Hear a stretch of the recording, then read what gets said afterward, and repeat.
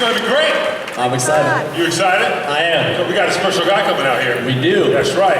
So let's get the show started. Now folks, when Kevin Smith comes out, you guys give him a big Celebration 6 welcome. Can you guys do that? Are you gonna get on your feet and you're gonna jump up and down and go crazy for Kevin Smith? All right, everybody, enjoy your evening with Kevin Smith.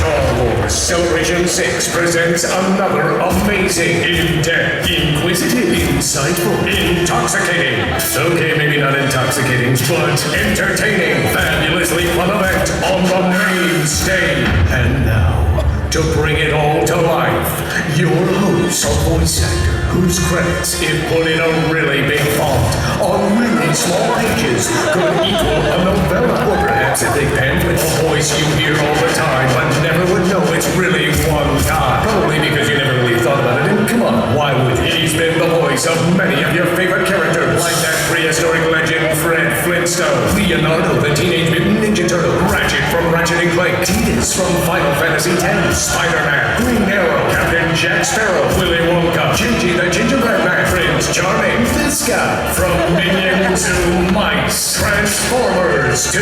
Alright, we get it, that. Test, as in Johnny Test.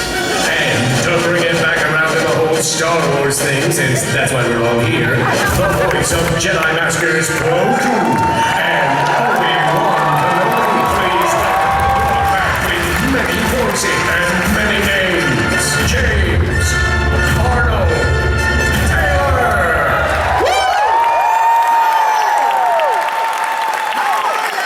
Let's hear it, come on! We are here to see Kevin Smith, let's make some noise! Come on! It's Star Wars Celebration, let's make some noise! We did it, we got through the first day. What an amazing way to end the day right now, right here. You are so lucky to be here. We having a good time? All right, well, you know, I am thrilled to be here and be the host on the main stage. I do hope you all get to come back throughout the rest of the time here and check out some of the other shows. We've got some great stuff. We've got the guys from Robot Chicken coming out tomorrow and the next day. And then I've got my show, Talking to Myself, 6:30 on Saturday night. Make sure you come back and see that with me, please. And then I'm going to be interviewing Carrie Fisher. We got Mark Hamill. So many cool things happening on the main stage, especially what is about to happen right here, right now. So, gosh, okay. The greatest thing about being a voice actor is you work with people and you never actually get to meet them. And this man that we are going to bring out, I have worked with him in TMNT and Superman Doomsday and a little movie called Hughes the Force. And and I am thrilled to shake his hand and bring him out now. So are you ready, ladies and gentlemen?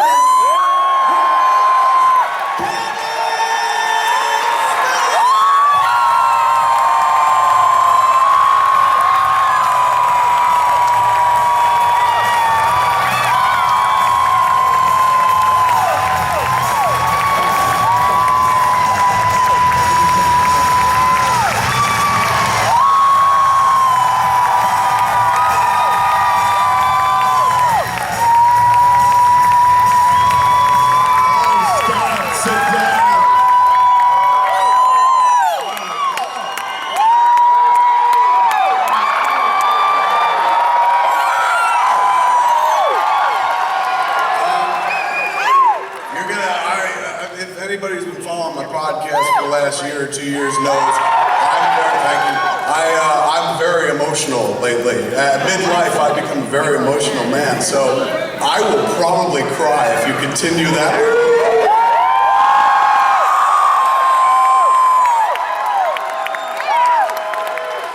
What a bunch of bitches you are. Make the fat boy cry. It's just like fucking grade school all over again. This is awesome for me, man. That was a tremendous... I had no idea there would be this many fucking people here. We'll lose half of them about halfway through. They're like, all he does is curse. And what has he had to do with Star Wars? And that was like racking my brain. I was like, how do I justify being on the stage? And then I had a moment. Like the universe, Lucas, whoever gives you a moment. Perfect gift wrap moment to let you know exactly where you are in space and time and stuff. And I've been a Star Wars fan my whole life, and I've referenced some of the movies and stuff, but I didn't know how I would start this evening. This blew me away. That was just wonderful to see, and you guys were very generous with your reaction. But right before I came in, man, there was a defining moment for me where I was like, this will always be Star Wars Celebration 6. And the vast difference between who I am, who I was, and who I was when I was a kid. Follow me on this little adventure, just literally happened as I was coming up here through the back doors. There's a woman and her kid. Little girl, and she looks like maybe she's 8 or 9. I can't judge that kind of thing. All I know is no breasts. So, I'm trying to get here on time and shit, and they stop, and you can tell there's a little bit of a moment we're gonna have, either sign something or picture and shit. And I'm cool with that. Anytime anybody wants a picture of me, I'm like, yeah, I'll stalk you. You can't.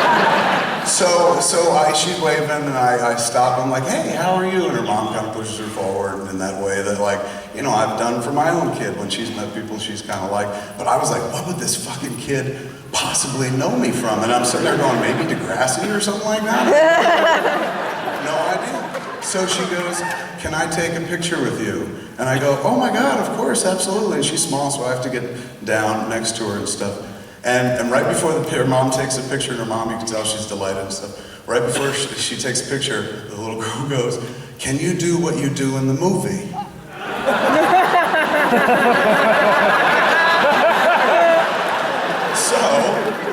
I'm like, yeah, I guess. Nobody's ever asked me to do that before, man, except my wife when she's like, shut the fuck up. So I said, okay, absolutely. So I stand next to her and I try to be quiet in the picture. So I'm like, and we take the picture, and she's looking at me funny while it's happening and stuff at my face. But I didn't know how else to communicate. I'm being Silent Bob and stuff. We take the picture, I stand up, I was like, I gotta go. And this is the moment that crystallized everything for me. She goes, thank you, Mr. Porkins.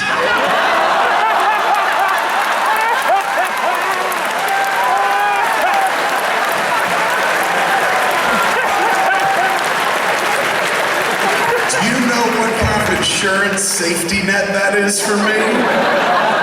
When people grow tired of business and be talking about Jay and Silent Bob and shit, I could literally slip into conventions and be like, Porkins. Take pictures, that'll be $20, please, and still stay away from having to work for a living. This is great, man. So we're gonna do some Q&A. This is strange for me because it's an hour and a half. They're keeping us pretty tight, and anybody who's seen me talk before knows that means about 2 questions. So, tonight we're going to try to keep it moving along. I'm not going to go on into long, ponderous stories like I just did. And we're going to try to keep it Star Wars centric. Now, that doesn't mean that if you're like, hey man, what'd you think of Batman? I'm going to be like, well, the funny thing about fucking Star Wars... Eat you to mon motherfucker.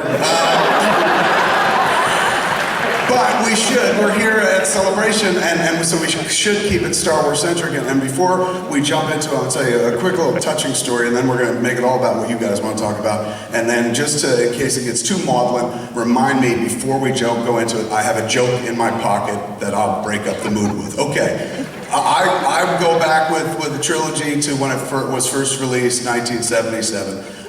There were some kids in my class, yes. Some kids in my class who were into it as well. John Kovic, he lived up the hill, Uptown Highlands. He came from some money and stuff, so he was the first one to get the Star Wars early bird pack, like when they put out the first few action figures. Brought him into school, and we were in, let me see, 2nd grade. Brought him in, Miss Beatty's class, he put him on the desk. And now you gotta remember, at that point, there were no action figures. Like when you played with shit, you played with like a G.I. Joe, which back in those days was this big. Not like this. G.I. Joe shrunk with the economy, but when we were kids, he was tall and threatening like Barbie. And if you didn't play with them, you played with the Mego dolls and stuff, but Star Wars was kind of the advent of like, no man, we're gonna shrink it down to these action figures, they were called. So we all gather around the desk with, what is it? Where'd you get it? And he's like, that commercial we sent away for it. Again, this is pre-fucking internet, so you had to write to somebody, literally write a letter. Please give me figures, and include a check. Now, gloriously, we deal only with droids and robots, but back in the day, you actually had to like deal with a human being. He had these figures, man, and that started a passion for collection for me, where I was like, oh my God, I just want to play with the toys. I want to get the toys too. And I didn't come from a very wealthy family. We were kind of lower middle class family. So for me to get toys was a big deal. Like, they didn't have a lot of spending money, my parents. But you know, for 99 cents for a figure back in those days, I still have my cards from two guys, and it says 99 cents. You know, every once in a while she'd be like, you could get 3, you know, and I'd be like, okay, 3 Princess Leia's. Which had my parents wondering for a long time when I was a kid. So for me, it was something that I loved, and I stayed with it. Like, John Kovic had the figures when we were 7 years old, but by the time we got to 8th grade, John Kovic was like, fucking Star Wars pussy, man, you know?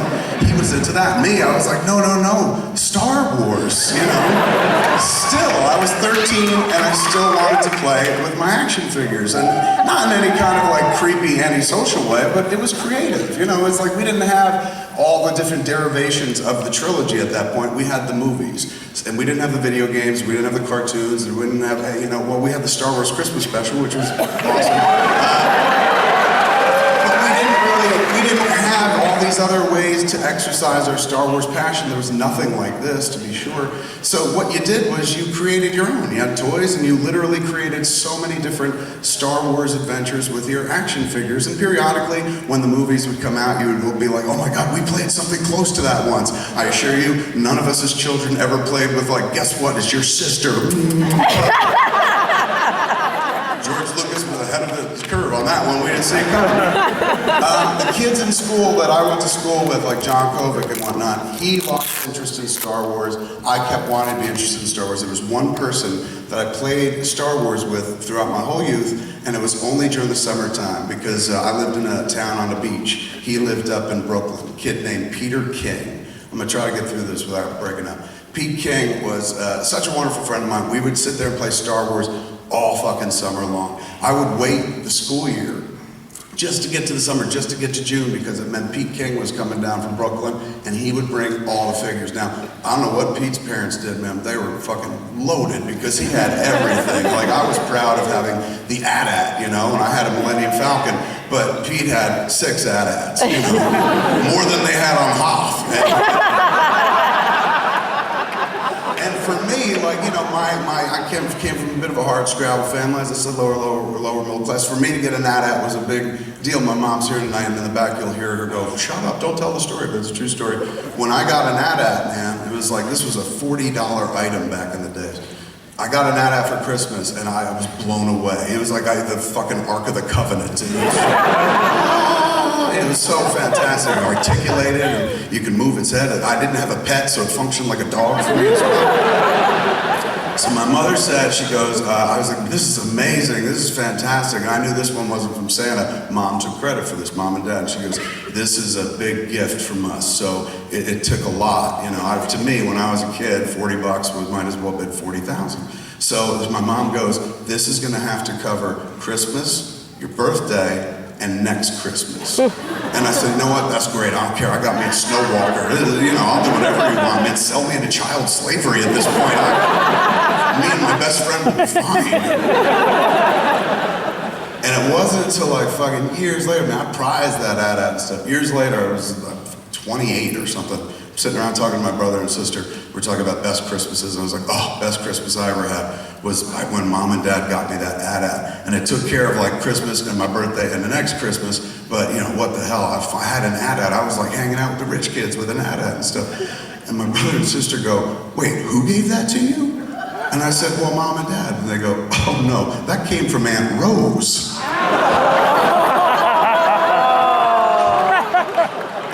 What? They're like, yeah, Aunt Rose bought it for you, man, but Mom and Dad used it to cover 3 holidays.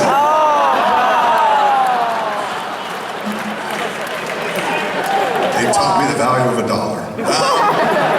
So I didn't have one of those parents that's like, here, take everything, have everything and stuff. Very selective, but I did have a lot of cool shit for people that came from no money. A surprising amount of Star Wars stories.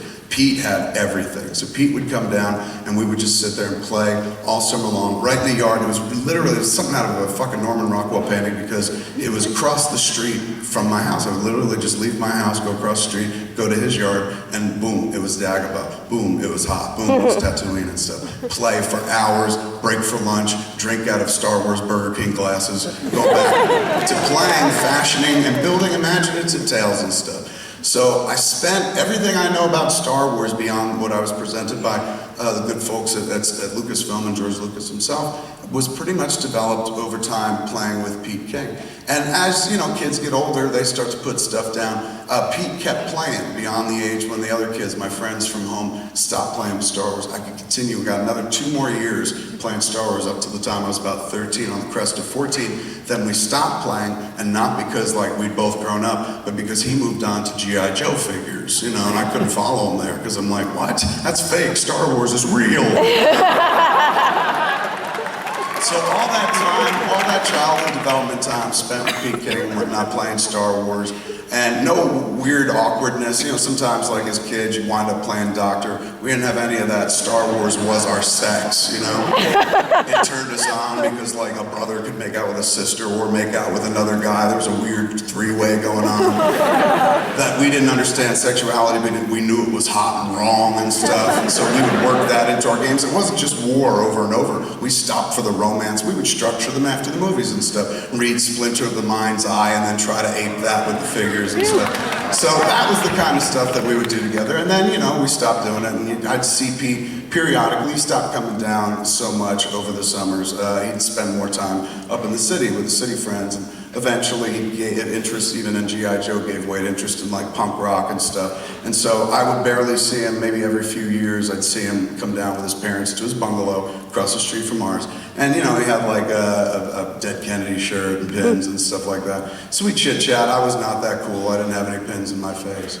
So, but we always had Star Wars, man. We would talk about this, that, or the other thing, and blah, blah, blah. Every once in a while there was an update. At one point there was a commercial, I think, with a battery at Darth Vader and the ever-ready bunny and stuff. And I remember seeing Pete, he was down for a rare occasion, and he's 17, 18, maybe 20 at this point, I forget. And talking about did you see the commercials? Isn't that weird? We never thought to play that game when we were kids. Stuff like that. And then, let me see, that was the last time I think I had a conversation with him was about that ever-ready bunny commercial, if I'm pretty damn sure. Next, maybe a year later, 2 years later, you don't think about people that you lose touch with them. My mother said, hey, I heard from Mrs. King. I saw Mr. and Mrs. King. Something horrible happened to Peter. I said, what? She said he was in Brooklyn and stepped off a curb and he just literally got hit by a cab. I was like, was the cab driver drunk? No. Was Peter okay? Drunk? No, he was fine. Just a total fucking accident. He got hit and fucking killed and died instantly. And that, is weird because all my childhood was spent playing Star Wars with Pete. So when I came to the celebration, it was weird. I was looking at the big banners and shit. And even if he'd lived to be an adult of my age, he probably still wouldn't have been into it. But in some small way, I was just like, we made it, Pete. Aww.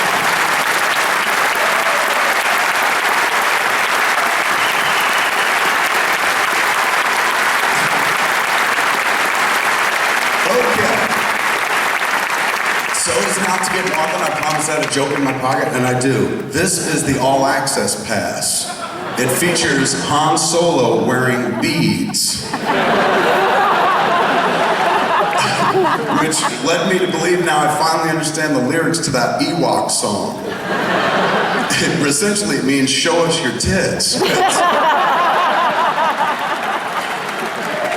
This is the part of the Star Wars trilogy you didn't see. The credits rolled and all of a sudden things got sexy.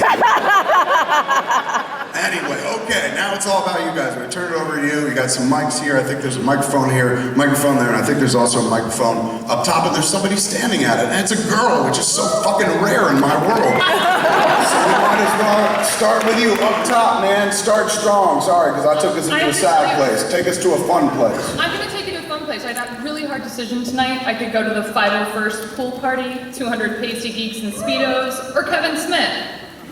Right? Kevin Smith!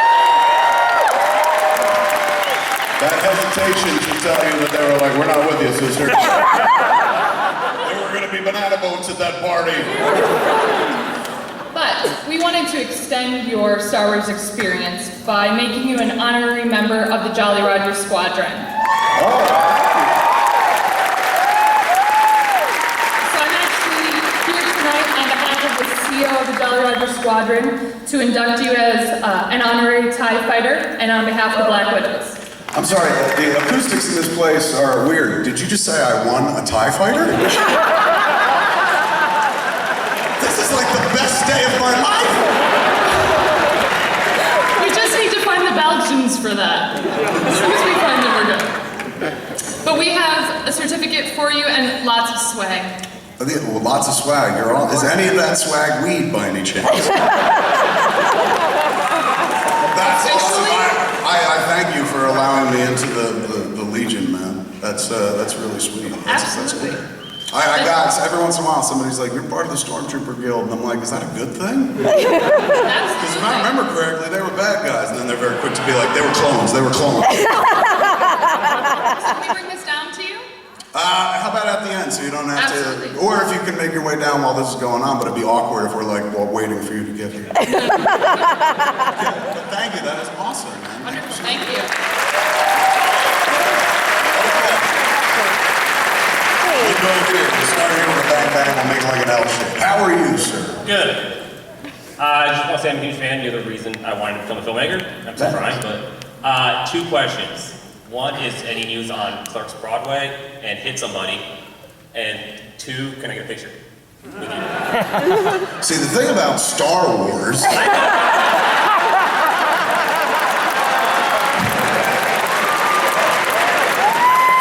figured it's the only chance we could ask you questions, though. It ties in tangentially. Let me hit it up. I'll do them quick. Clerks 3, I've talked about doing it as a musical, not a musical, just as a play on Broadway. I've been working with something more on that later. I got some time on that. There's a ticking clock. If I'm going to do anything with a Clerks 3, 1994 was Clerks, so 2014 should be Clerks 3. So if it doesn't happen by then, it'll never happen. But I'm playing this one kind of close to the vest. But even though I was out there going like, I'm going to do a musical, so I guess that's not close to the vest. Okay, there's that. Hit Somebody. I'm still writing. Every time I try to get it down to 120 pages, the beast just gets bigger. So I'm spending a lot of time taming it because keep myself busy with other stuff, like we're doing spoilers all summer and stuff like that, and comic book men and stuff. So this now I'll be getting back to the other stuff. I spin a lot of plates, and sometimes when you're spinning them, you walk away from one for a long time and work on something else, and then you come back to it and stuff. So Hit Somebody is in that stage right now. What was the third thing you asked? Can I get a picture? Yeah, sure, okay. But I'm going to start answering the next question. You can do it, but I'm going to go. Hey! Good evening, sir. How are you, man? I am awesome.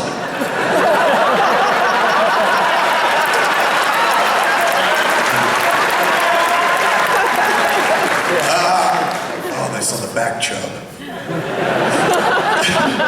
How are you, man? Are you wearing a kilt? Yes, I am, sir. I've always thought about wearing one because I've got like my mother's childbearing hips. So I feel like that's why I wear these. These are the closest thing to a kilt without, if you just cut up the middle and sew it, boom, kilt. Well, listen, I thought I was going to a Dropkick Murphy show, and they said, I heard it's the fat man. It's the fat man in the fucking overcoat. That's what he is. You know what he does? He licks things. Welcome, sir. Welcome. Welcome, you, sir. First, a statement. Please, sir, do not ever stop making movies.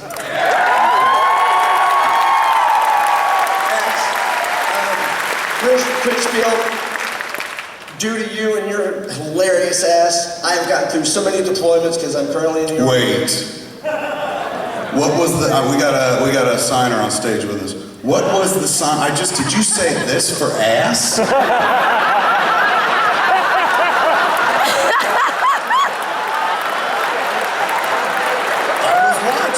And he said blah blah blah ass, and then I immediately on my curse word, and I programmed to look at you, and when I looked at you and he said ass, your translation, there was a major hesitation looked like to me, and then you went.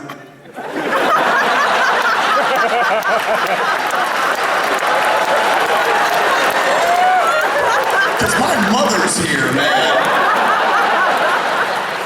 is the sign for ass? Oh my God, that's even better, man. So I can just walk up to the hearing impaired and just be like, and then they point at me and they're like, beautiful. I'm sorry, this is gonna distract me all No, night. that's Back to you. Alright, you know, Fat Man Leo, anyways, Hold on, listen. Is that Chewy? Is that a Chewy? What is the sign for the Chewy?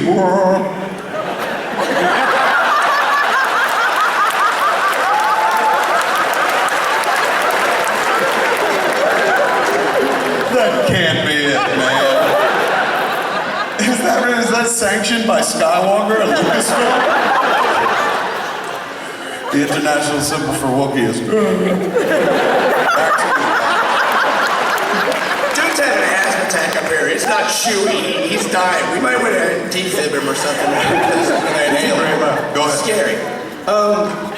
This is kind of dirty because I was just thinking of your wife, Miss Schwalbach. You put this post on Facebook about spunk and so forth and so on. I'll cut it short. When you did the Lois Lane shoot, and I'm referencing Star Wars here, you know where this is leading into. Totally, we'll get there. Did you at any time think of not throwing her the damn gold bikini? Ah, wow, you did tie it into Star Wars. Yes, He's I did. referencing a few years ago, Playboy had a 50th anniversary, and they had, years prior, they had done this issue of Playboy where they approached directors of note and said, show us your vision of eroticism, and it was like all the greats back in the day, big names and whatnot. God, I can't want to, like I think Roman Polanski was one of them. Huge names. They did it again 50 years later, and they were like, we want to do the same idea. We get directors to shoot what they think is erotic. And the bar must have dropped, because A, I was on the list. And I'm not known for being a visual stylist. Nobody goes, you know who's going to get us off? Fat Kev Smith. So, you know, for them to reach out to me, a lot of people must have said no. It was me, Brett Ratner, Michael Bay, you know, so it was kind of like a house of horrors. And so they asked me what I wanted to do, and I wound up doing, and my wife was a journalist. I met her, she was working at USA Today. I'm a big comic book fan as well. So I said, oh, I want to do this pictorial of her as Lois Lane on a rooftop, all sexied up, with Superman behind her, like they're maybe in the act of getting ready to do it, you know, because Playboy don't like penetration, so I was like, it's before he actually, you know, makes the final move and stuff, finds her fortress of solitude.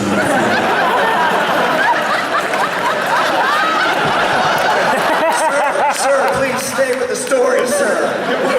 It's not Fortress of Birthday Cake. Fortress of Solitude. Bring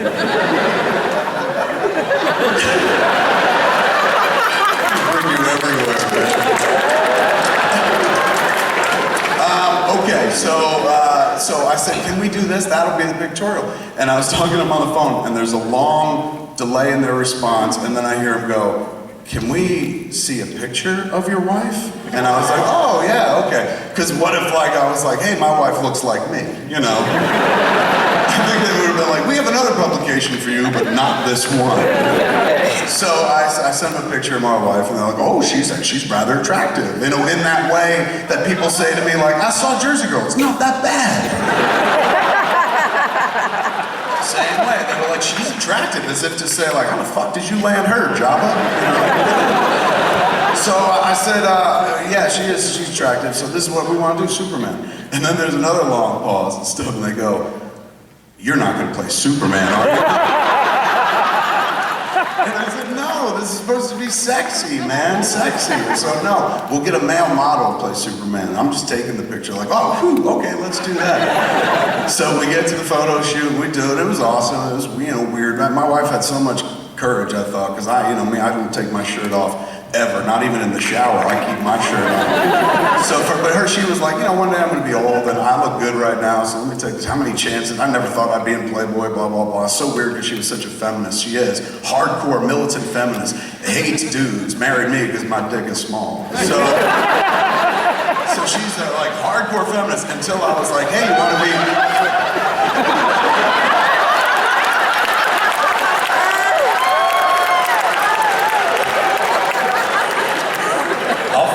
story one more time. My dick is small.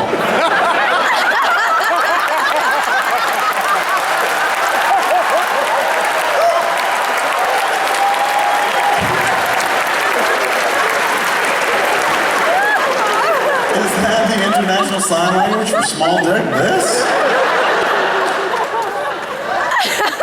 Is that what it is? It's pinky dick?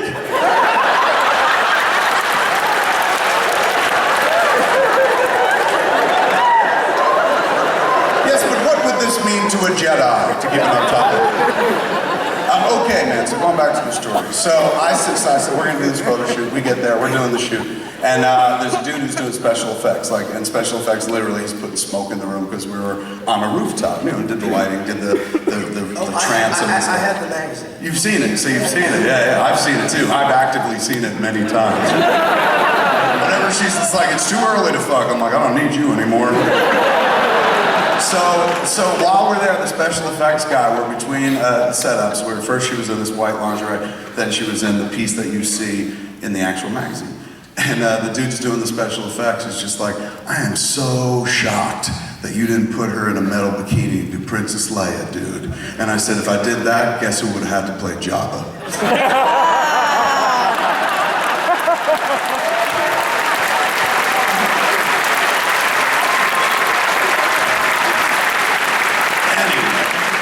Sir, can I get a handshake?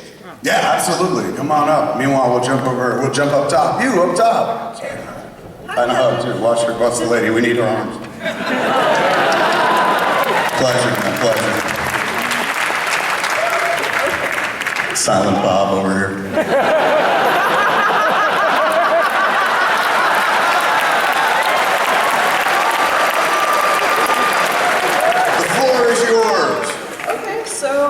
Being a big Star Wars fan, I always thought of how I might redo the prequels, and I wanted to know how you would do them a la Kevin Smith. So how would you make Anakin? How would you do the story your way? I would have done it exactly as George Lucas did it.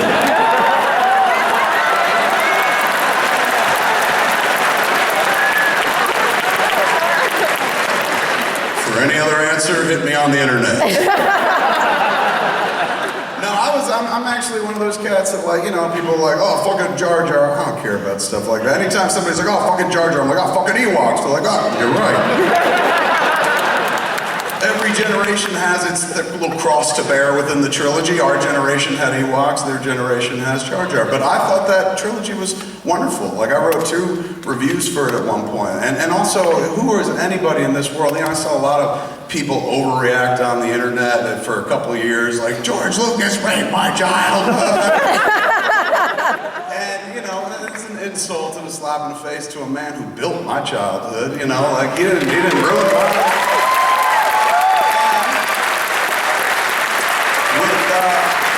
And with those flicks, man, I was just like, my position was always like, you guys are nuts. Like, he made the first one, and then he let other people do the second and the third. He's so invested this time, he's gonna make all 3, and you guys are like gonna criticize the dude. It's his universe, let him do what he wants to do. Even if I couldn't understand the, fucking interstellar tax storyline, I didn't care. I went and saw it first, didn't understand it, went back with an accountant. They explained it.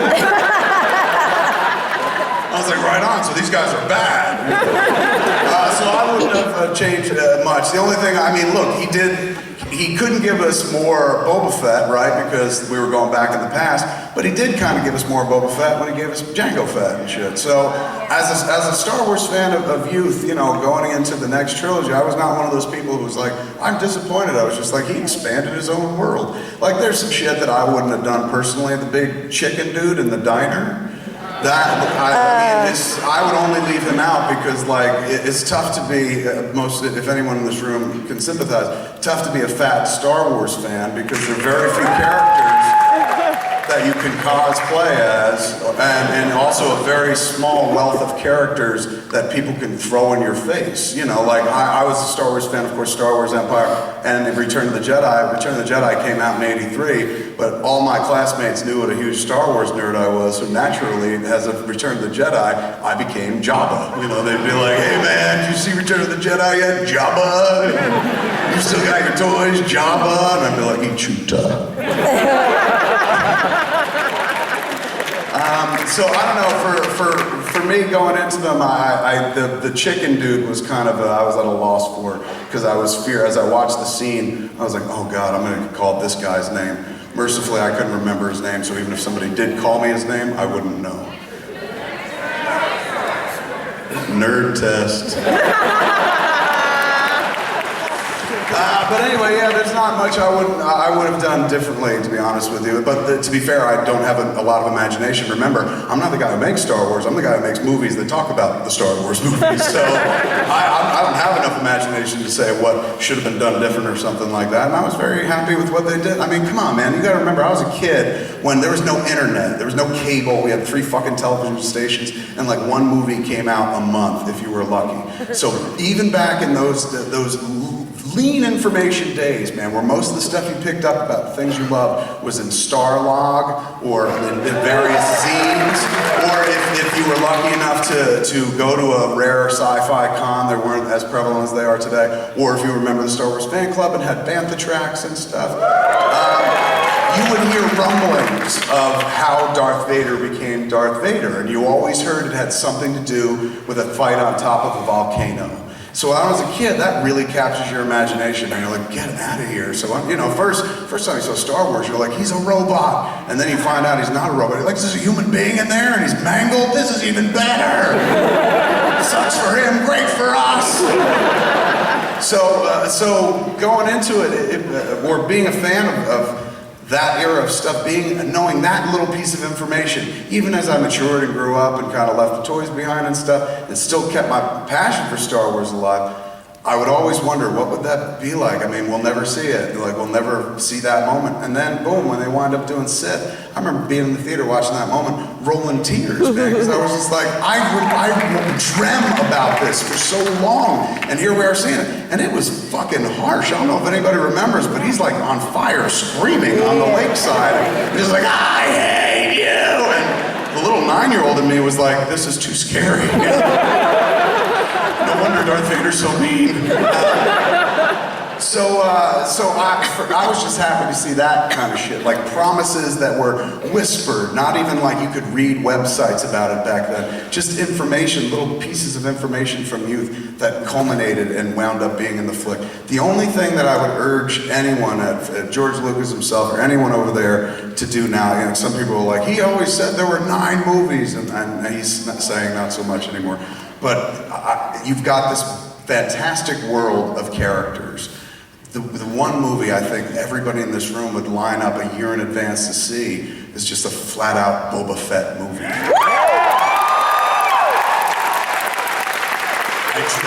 I dream of a movie called Star Wars, Army of the Fett. So I think that you can literally get away with making that movie, like a lot of it's special effects mostly and stuff, but you can also tangentially jump into throughout the stories. I've worked on it in my head. I can't wait to pitch it to George. But if you do it as like him in a time travel thing, then he can interact with all the movies, you know, because George could put things digitally. George could put you back in the womb now. That's how good he is in special effects. So he can literally blend like new footage with the old footage, or like that way you can include Mark and Carrie and stuff, jumping into the future, just span the entire world. That's the kind of things I think about when I masturbate. I don't know about you.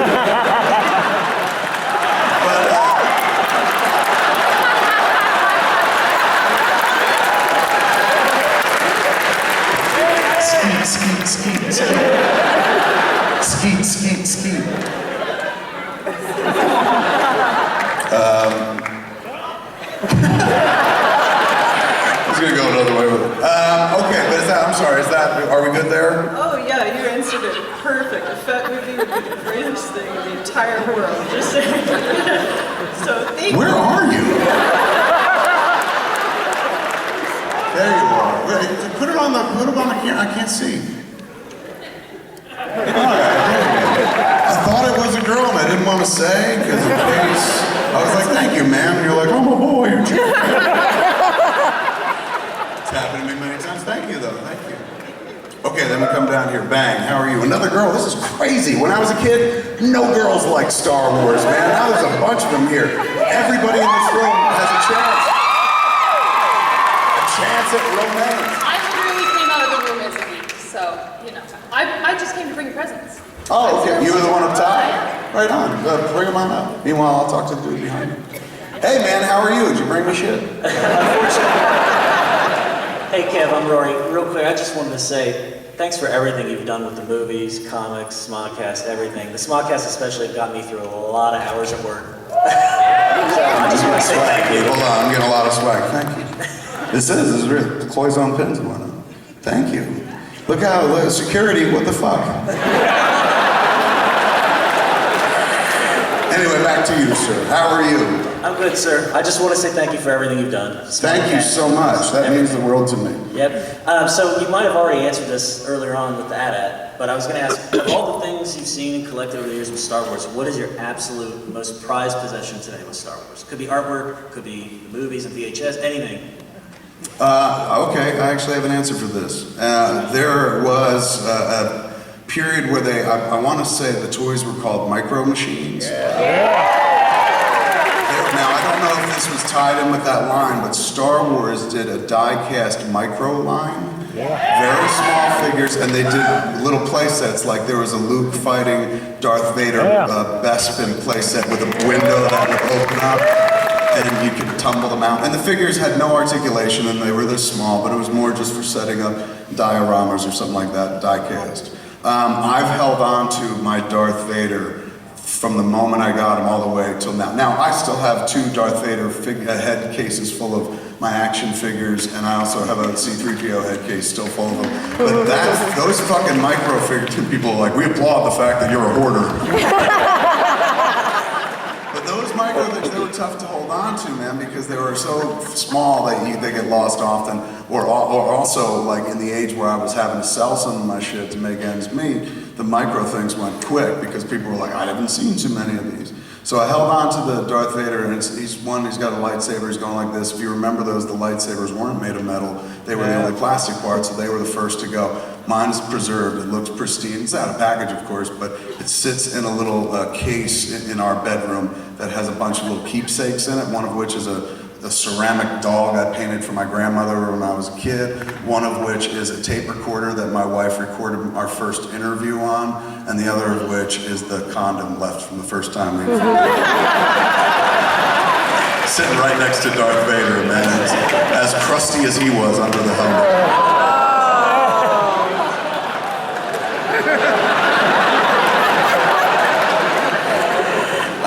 That's the one that I'm probably most proud of. Like I didn't ever use any of my money to go out and get big things or big collector pieces. At one point I did have the Han Solo frozen in carbonite when they issued it for consumer sale.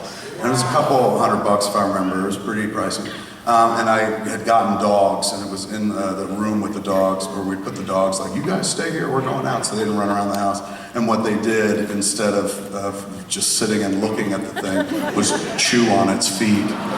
So, I went in one day, because you never really, after you buy it, the first month, you stop going, this is the best thing that'll ever happen to me. It becomes a cool piece of art in your house and you move on, and so you stop looking at every nook and cranny. Finally, one day I looked in and there were these 2 holes where the feet were, and the dogs had literally just been like, chewing on it. So either that or they were like, we gotta get this motherfucker out of hibernation. So once they did that, once they destroyed that, I learned it went almost hand in hand with, I used to hang up my figures. I had Star Wars figures, of course, but the ones I played with when I was a kid, I took out of the package and stuff. But when Kenner started redoing the line, Power of the Force or whatever, I started rebuying it, and I would tack those up on the wall of my house along with Batman the Animated Series figures. So my kid, when I had my kid, she was about 1 year old and started toddling around and shit. She ripped Clayface off the wall, opened it, and started playing with it. And I was like, there's a kid playing with a toy! No! So I learned to stop collecting at that point. I was like, you know what, man, I love to look at shit. I'll go in a store and gaze at it for hours and whatnot. I own a store, so we buy a lot of shit and I get to look at it in the store. But I stopped collecting for myself because I was like, between the dogs and the kid, nothing's gonna be kept pristine anymore. I won't be able to keep anything nice. Thank you very much. Thanks, man. Bye. How are you? I'm great. First off, I heard that you actually flew here, so that's pretty great. Actually on planes again. They're letting me back on them airplanes, man. And my question is, this is actually my first Star Wars celebration as well. And for you, what's it like to first follow the Emperor and share the stage with people like Luke Skywalker and Leia, C-3PO? What's that like for you as a fan and as a filmmaker? It's been great. I mean, honestly, like as I talked about Pete King before, this has been in my life as long as I can remember. And you know, I remember maybe one thing before Star Wars, and that was Jaws.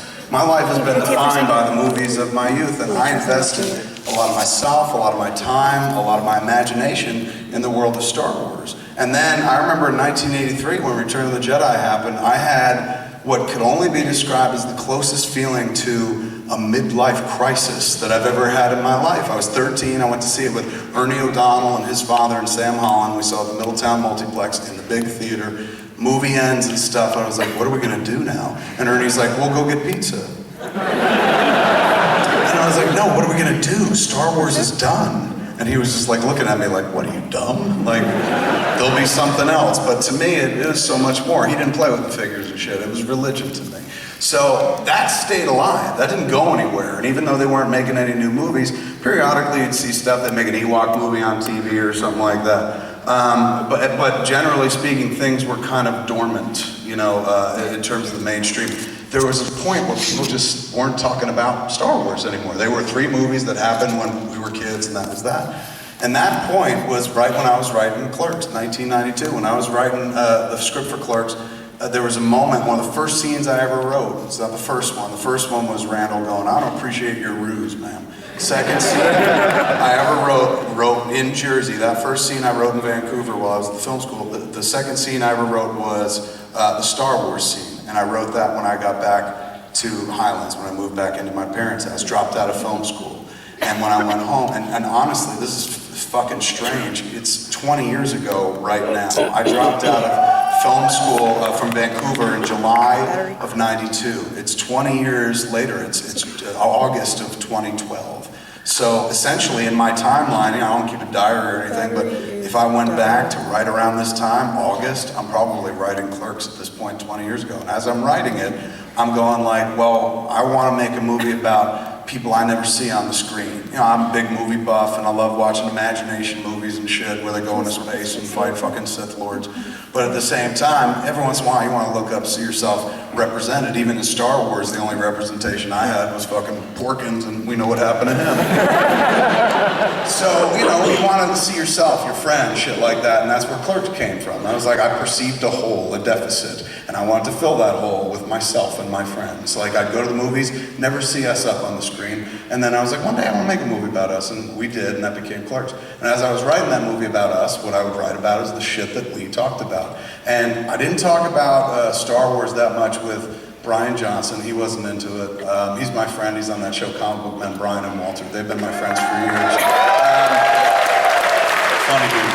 He wasn't a big Star Wars guy. We didn't have that in common. But Walter's a big comic book guy, so I could talk Star Wars to him. But whenever I did, like whenever he let a little bit of his geek out, and then I let my full geek out, you know, it's like I imagine like if you go into a bathroom, you're looking for some fucking, you know, glory hole action, put your foot under the stall.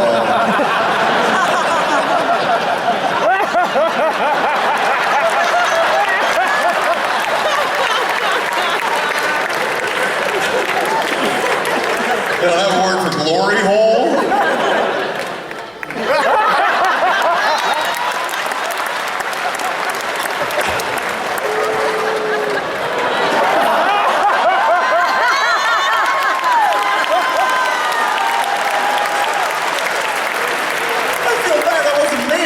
It's just in chips? Okay, I thought I drove you off the stage. She's like, oh, I give up. Glory hole. Fuck you, Mr. Southwest Airlines.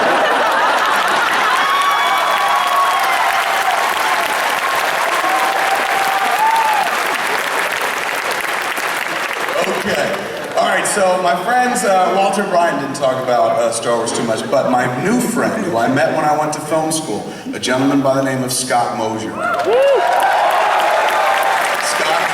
Like, why does he get the part? Scott would become my producer in a year or two, and also to this day, we do a show together, a podcast called Smodcast. Scott was the first person that I sat down with and had the prototypical conversation that became Dante and Randall in Clerks. We were at a coffee shop right downstairs from the Vancouver Film School. Vancouver Film School, all in one building, is a tech program. You can get a degree, you got a certificate that says you've completed the course. The course was meant to be like 8 months. I dropped out at the 4-month mark, went home and stuff, started writing Clerks.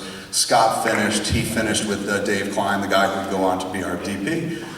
But this is in like maybe month 2 of going to the Vancouver Film School. Scott and I found a similar sense of humor, started hanging out together and whatnot between classes, during classes, making fun of everything. Oh, these people are stupid, blah, blah, blah, you know, being typical fucking slackers and shit. 20-year-old jackasses. So, me and, fuck, I forgot where I was going with that story. Oh, me and Scott. So me and Scott are downstairs in the little coffee shop at the Vancouver Film School. And we're just talking about bullshit, just making, like, the thing I love to do with my friends, and Brian and Walter I knew before I met Scott at film school, is the type of humor where you sit around and go like, imagine this, you just build hypotheticals where you're like, yeah man, and then this happened. Jason Mewes was always usually the victim of it. We'd be coming home from a comic book show and he had maybe been particularly nice to one dealer and said thank you. And that opened up a little fucking chink in the armor, and the whole ride home we were just like, you want to suck that guy's dick, don't you? Whole ride home, man. And Mewes would be like, yeah, right. First he's a part of it and shit. He's like, yeah, I'll be sucking his dick. You're like, yeah, you totally do.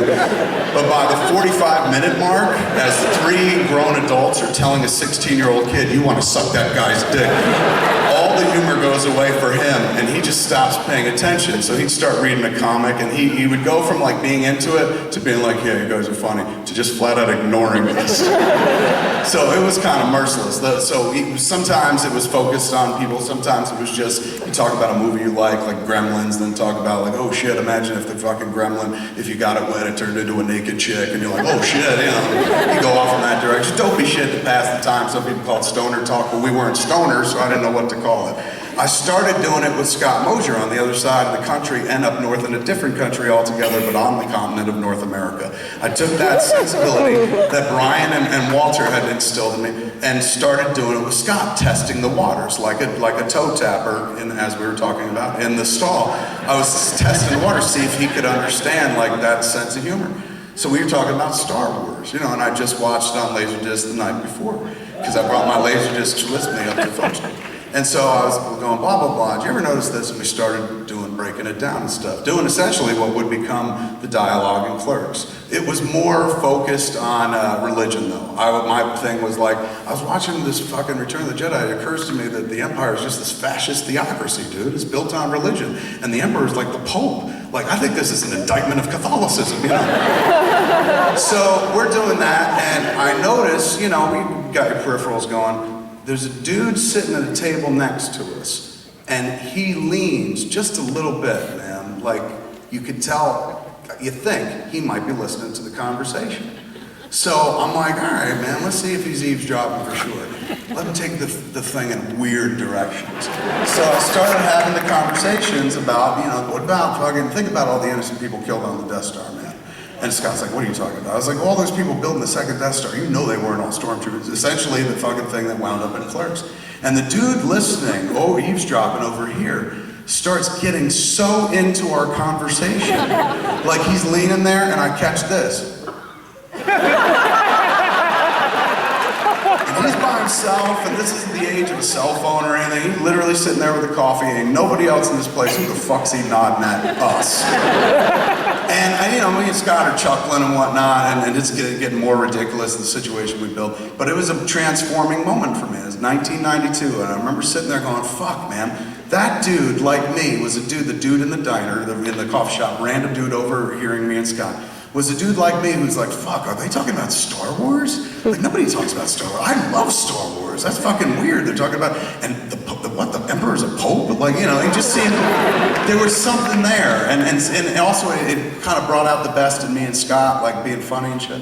So when I sat down to write Clerks, I was like, you know what I'm gonna put in? I'm gonna put in that shit like where we sit around and talk about Star Wars. I'm gonna do that Star Wars debate, put it into the flick.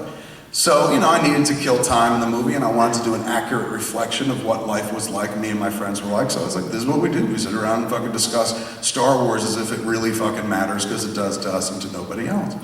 So you put that in the movie, and then the movie, we take it to Sundance, it gets bought by Miramax, Cinderella story, my life changes overnight, everything's amazing. But that's not the part, that's not the part of the story. We go to Europe with the flick. First time we're off the continent. Mind you, this is a flick that a lot of people were like, this is never gonna play outside of Monmouth County, New Jersey. And then there were people that were like, this movie makes sense for people in New Jersey, but it's rural humor. Nobody's ever gonna find this funny elsewhere. And then people were like, okay, it might play here in the Midwest, but West Coast will never understand this. Clerks played at a movie theater in the West Coast for nearly 52 weeks, 51 weeks. It almost made 1 year straight. So they got it out there, but that's not the point.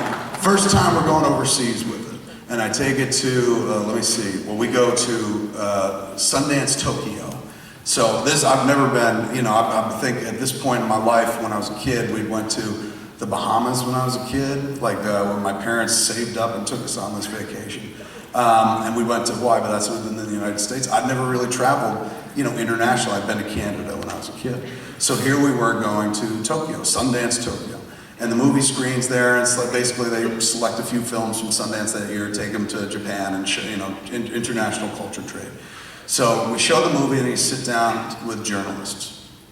First journalist I sit down with, international journalist. First person, now mind you, Clerks debuted at Sundance in January. This is 2 months later in March. So I'm not well studied at doing interviews. I'm not way experienced at this point. All of this is still very new.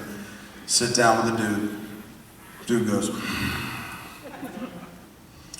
Jay and Silent Bob. And I followed that part. I was like, yeah. I hear you, brother. So far I can understand it. He goes, they like R2D2 C3PO.